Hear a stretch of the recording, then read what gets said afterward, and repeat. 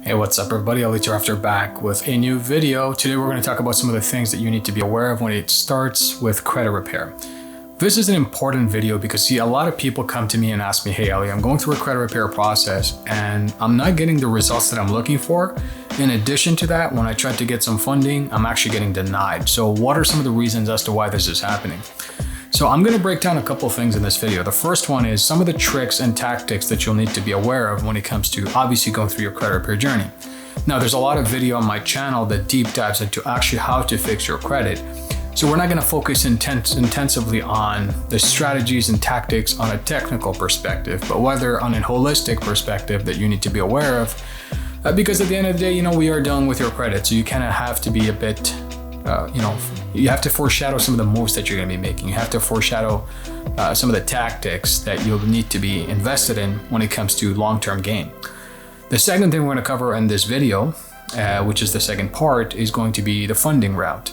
Right now, there's a lot of reasons as to why individuals will want to get funding. It could be a personal financial circumstance where they're trying to get some credit in order to access some of the stuff which is a needs basis, right? It could be something that you want to do some pay down, so you want to get access to low interest cards and probably do balance transfers, or perhaps you've been trying to make a transaction that's going to improve the lifestyle that you have, and you know for a fact that you can afford it. It's just that your credit is not there, and you want to be able to comfortably be able to access that tool or resource or item or whatever the case with specific good credit.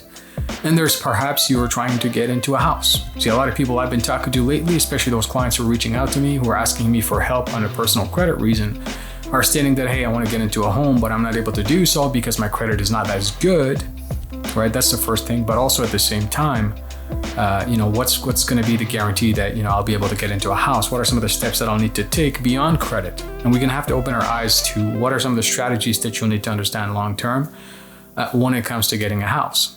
So for your convenience, I've actually left the timestamps in this video in terms of the different sections in the description of this video, as well as the comment section by the time you're watching this. So feel free to go through them, browse through it, and look at the specific points that you're interested in and just read that part out, or at least view the video.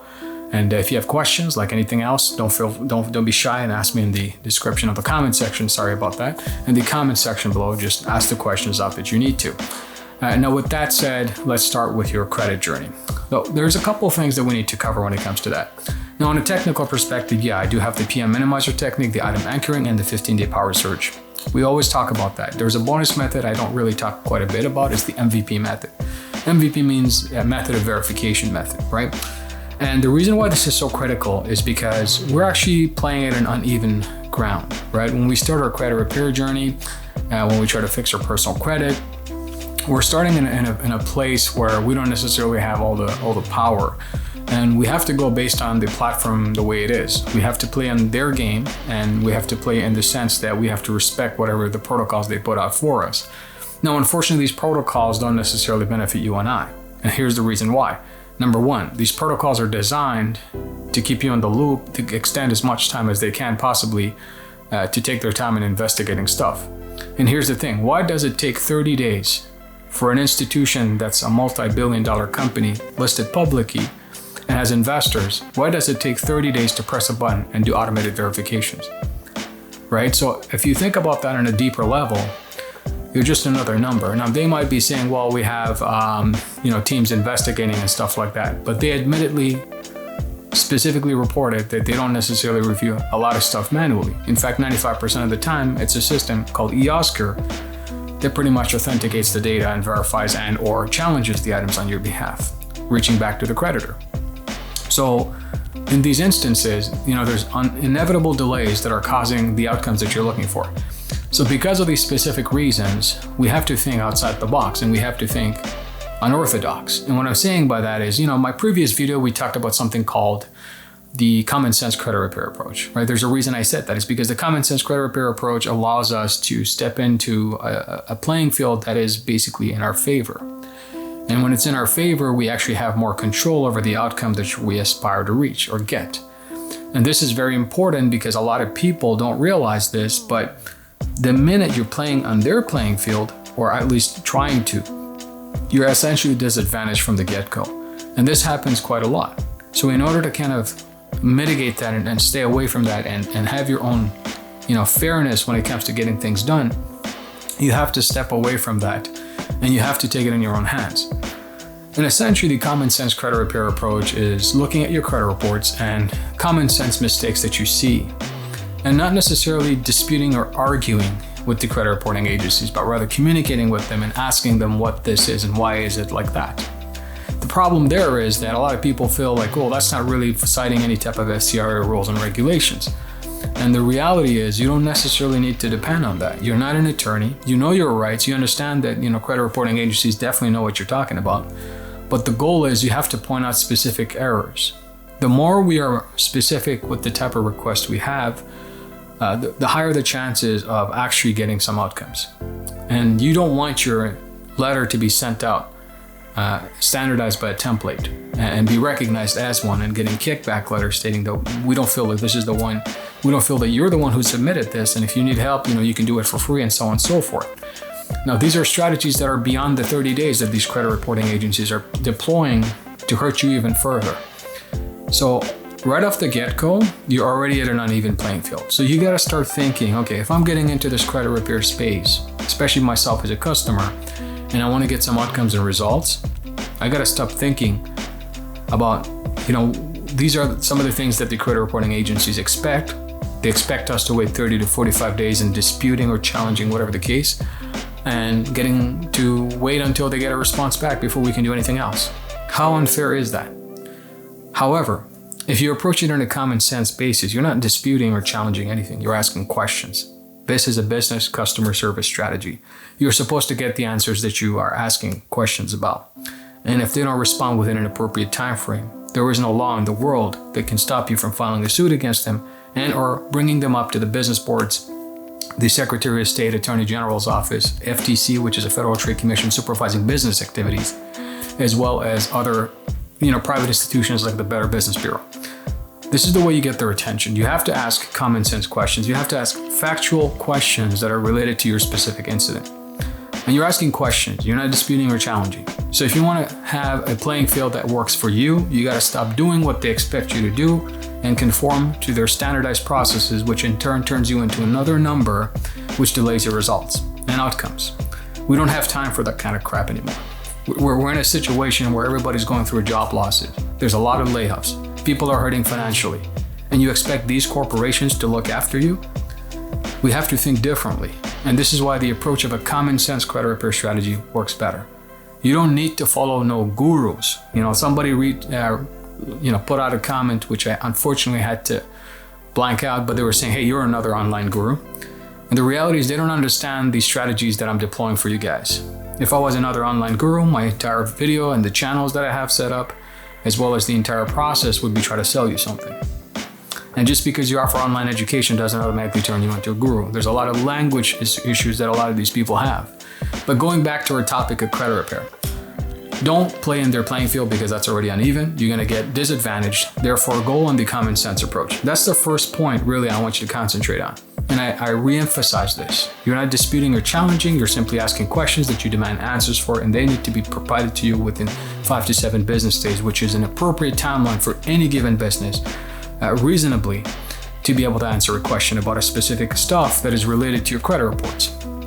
And this is important because that comprises of a lot of sensitive financial data that can be potentially damaging if not acted on immediately. And because you're not taking the traditional dispute or challenging route and waiting on the FCRA rules and regulations, which CFPB really doesn't help and pushes that even more further into a 60-day timeline, you're not playing in that game anymore. You're asking specific business-related questions about you as a customer and a product that was designed to demonstrate your financial ability to other creditors. If that product consists of a lot of mistakes and errors without necessarily challenging or disputing it and going in their route, asking questions about how was this comprised, what are some of the details, why is this mistake there, can you explain to me that? How do the creditors do that if it's not accurate? Is that normal? So the type of questions you ask also is very important. Obviously you need to be specific, like I said, to your items, but the more specific you are, the better are the outcomes. And now you're going on a business perspective.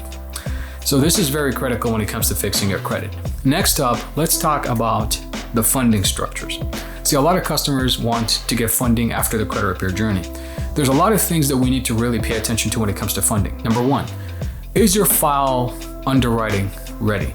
right? So the reason I say that is because a lot of people think if you have primary trade lines, these are non-essential ones like My Jeweler's Club, Hunt and Chase, and so on and so forth, the ones that you would add as you're trying to fix your credit simultaneously. Those accounts specifically, unless otherwise they're seasoned for at least 6 months, doesn't really give you a lot of weight when it comes to underwriting. Sure, they help, but the problem you're always going to get is an objection from the underwriting department of the creditor that you apply with is the recency of these accounts are too new. There's not enough maturity there, and therefore we don't feel confident in lending to you. And this is one of the biggest common challenges that I've seen a lot of people who come through me to get their credits fixed and try to go off and get their own funding, come back and say, look, this is what's happening. What do I do about that? And this is the most important thing that you need to pay attention to.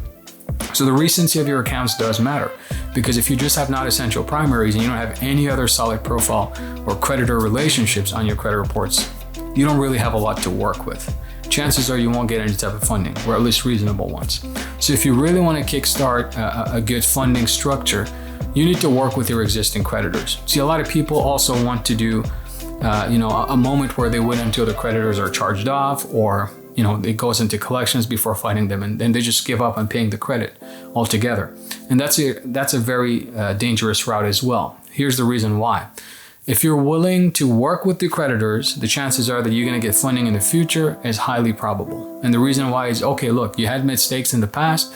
You can adjust those late payments if you do the appropriate strategies that I teach in the Ultimate Personal Credit Master, as well as some of the stuff in my videos here.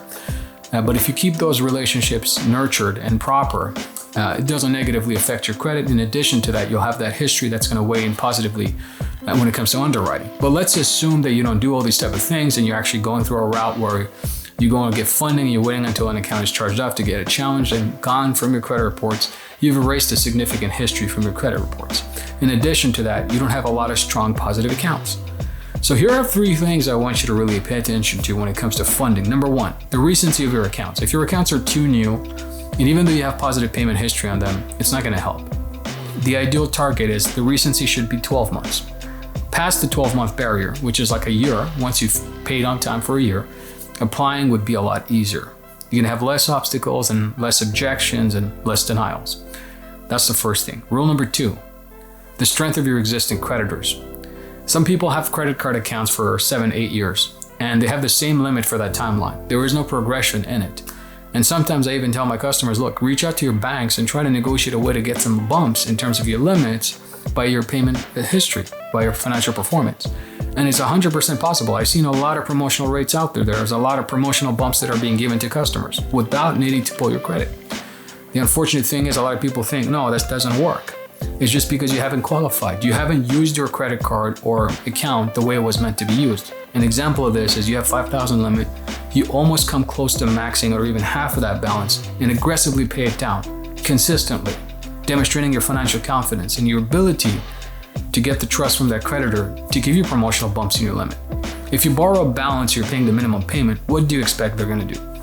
You have to think a little bit beyond. You have to think about the FICO 10T, which analyzes trends on a 24-month basis in terms of the balances borrowed at any given point and how aggressively those balances were paid down, demonstrating your financial ability.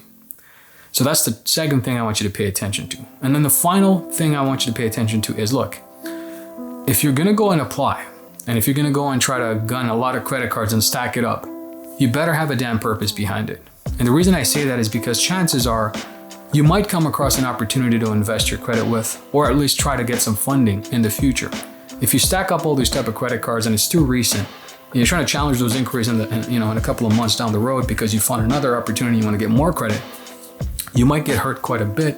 And I say this because if you challenge those inquiries way too recently, and while they're fresh, chances are that the credit can be called back, the account can be closed, and the creditors have the right to call on that balance due immediately. And that means that without the balance that you're paying minimum payments on, let's assume it was $200 a month, now you have a balance of $5,000. If you challenge those inquiries and the card closes, they have the right to ask the $5,000 without respecting the terms of the minimum payment.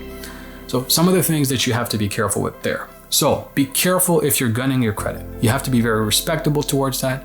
Be careful with the recency of your accounts. Like I said, have at least 12 months of credit history or some sort of payment history. Work with your existing creditors as much as you can. Demonstrate that you have the financial feasibility to borrow more, which means pay down your balances more aggressively. Help the FICO 10T model pick up on those patterns so that you can get more funding down the road. So I just wanted to share this quick video with you guys and give you some idea on playing in a different platform to get the results that you're looking for when it comes to your personal credit, in addition to the funding that you'll need to go through. As always, if you have any specific questions related to that, feel free to ask, and go ahead and ask in the comment section of this video. If you like this video, don't forget to give it a thumbs up. Don't forget to subscribe if you haven't subscribed yet, and turn the notifications on to all. So every time videos like these pop up, you'll be getting to know first. Share this video for people who are actually going through their credit repair journey, thinking about funding, thinking about getting a mortgage. Share this video with them, and perhaps they might learn something that will be helpful to them. And with that said, I hope you guys are enjoying, staying safe, and hopefully enjoying this good weather in the summer. I'll talk to you guys next time. This is your guide and mentor, Ali Tarafdar. Bye for now.